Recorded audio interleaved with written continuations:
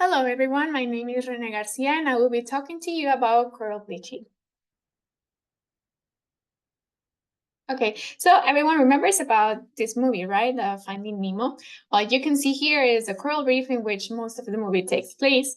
Coral reefs actually cover less than 1% of the ocean floor, but they are home for about a quarter of all known marine species. So they're kind of the rainforest of the sea due to all the biodiversity that lives there.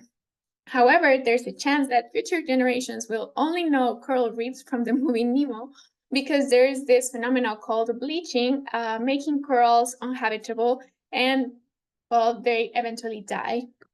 So to understand why this is happening, we'll have some basics about corals. So corals are animals which are composed of a calcinated base, and they have some animals called polyps, which are like colonies, which are home for algae to which they have a symbiotic relationship. So these algae called zooxanthellae, they help the coral by giving them the products of photosynthesis, so they give them food.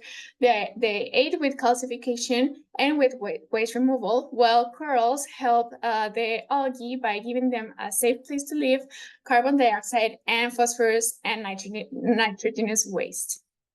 So what causes bleaching? When there's a change in temperature, pollution, overexposure to sunlight, or extreme low tides, the coral becomes stressed and it expels these algae, which the algae is the thing that gives them color. So that's why they become bleached. At this point, they're not dead yet, but it's very hard to recover and come like colored again. So why should I care?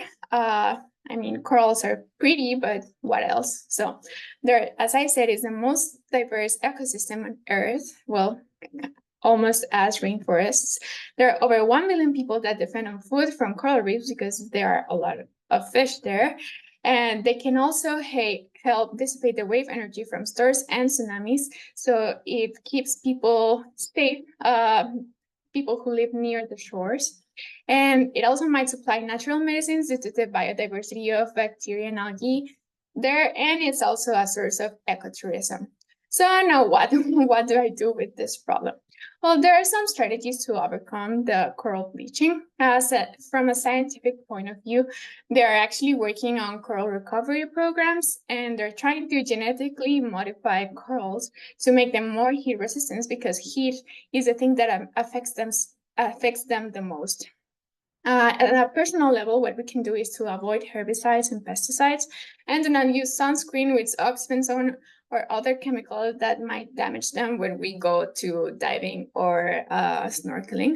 But what we really need to do is to address climate change because, as I said, heat is the thing that affects them the most. So that's everything. Here are my references. Thank you.